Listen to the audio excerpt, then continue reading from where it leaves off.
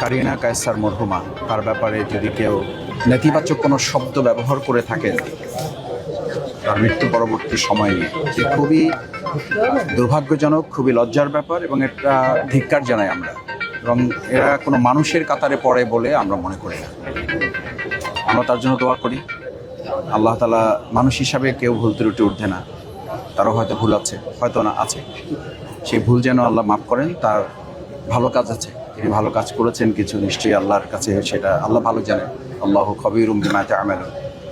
আমরা চাই আল্লাহ তাআলা সেই ভালো কাজগুলো কবুল করে মানুষ হিসাবে তার যে ভুলগুলো আছে সেই ভুলগুলো মাফ করে দিয়ে তাকে আল্লাহ যেন জান্নাত নসিব করেন। তা এই মৃত্যুর আগেও কি সে কিন্তু সাইবার বুলিং এর শিকার হয়েছিল? এটা বাংলাদেশের জন্য বলা যায় এখন একটা মহামারী এবং দুরারোগ্য ব্যাধিতে পরিণত হয়েছে।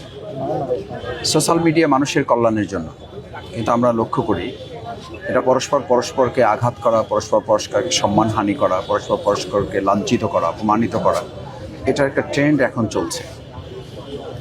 আমরা আশা করি যে মানুষ প্রত্যেককেই তো তার মৃত্যুর দিকে ধাবিত হবে এবং সবাইকে মারা যেতে হবে, এবং সেই পরিণতির কথা মনে করে আমাদের ভাবা উচিত যে আমার মৃত্যুর পরে আমাকে নিয়ে কেউ এরকম করুক, এটা কি সে প্রত্যাশা করবে? এটা কেউ চাইবে? নিশ্চয়ই কেউ চাইবে না।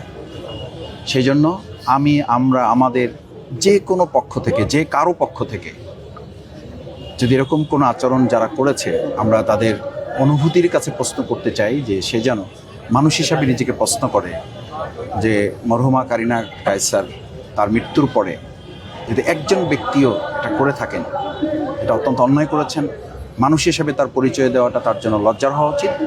একটা পশু দেখবেন, একটা পশু মারা যাওয়ার পরে আর একটা পশু এসে সহযোগিতা করে, সেখানে একজন মানুষ মৃত্যুর পরে তার যত অন্যায় থাকুক সেটা ভুলে গিয়ে আমাদের, বিশেষ করে জুলাই যোদ্ধা হিসাবে তিনি যে অন্যায়ের বিরুদ্ধে, ফ্যাসিস্টের বিরুদ্ধে এবং একটা জালিমের বিরুদ্ধে অন্যায় করার জন্য রাস্তায় সাধারণ মানুষের পাশে, আপনারা জানেন যে বাংলাদেশের ইতিহাসে স্বাধীনতা যুদ্ধের পর আমরা স্বাধীনতা যুদ্ধ দেখি নাই, কিন্তু শুনেছি সেই যুদ্ধেও সকল শ্রেণী পেশার মানুষ অংশগ্রহণ করেছে। যেমন এই যুদ্ধেও কিন্তু সকল শ্রেণী পেশার মানুষ, এবং আমি বিশেষভাবে স্মরণ করি, আমি সাধারণ একজন কর্মী, আমি রাস্তায় থাকার চেষ্টা করেছি 17 বছর এই শেখ হাসিনার বিরুদ্ধে।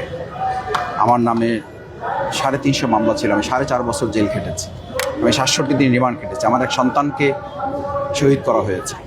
সেই জায়গা থেকে খুব স্বাভাবিক যে মরহুমা কারিনা কায়সার জুলাই যোদ্ধা হিসেবে তার প্রতি আমাদের মমত্ববোধটা, তার প্রতি আমাদের শ্রদ্ধার জায়গাটা, সম্মানের জায়গাটা, সেখান থেকেই কিন্তু আজকে আমি এলাকায় ছিলাম। এলাকা থেকে আমি আমার এই জুলাই যোদ্ধা মরহুমা কারিনা কায়সারের জানাজায় আমি হাজির হওয়ার জন্য এসেছি। আমাদের কিংবদন্তি ফুটবলার, সাবেক অধিনায়ক কায়সার হামিদ ভাই এত ভালো মানুষ। আমি ওনাকে দাওয়াত দিয়েছিলাম আমার এলাকায় 12ই ফেব্রুয়ারি নির্বাচনের আগে। উনি বলেছিলেন যে মাসুদ, আপনি কোন দল করেন এটা আমি জানতে চাই না, ব্যক্তি হিসাবে আপনাকে আমি ভালোবাসি, আপনি আমাকে দাওয়াত দিয়েছেন, আমি আপনার বাউফলে যেতে চাই। আপনি নিশ্চয়ই আপনারা জানবেন, আজকে আমি স্মরণ করছি, এটা আমার জন্য অত্যন্ত আনন্দের, এটা আমার জন্য অত্যন্ত আবেগের যে আমি বাউফলে যতগুলো প্রোগ্রাম করেছি,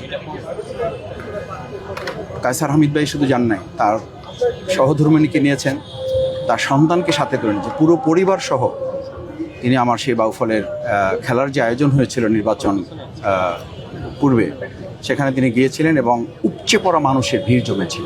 কেন? তাকে ভালোবাসেন সবাই।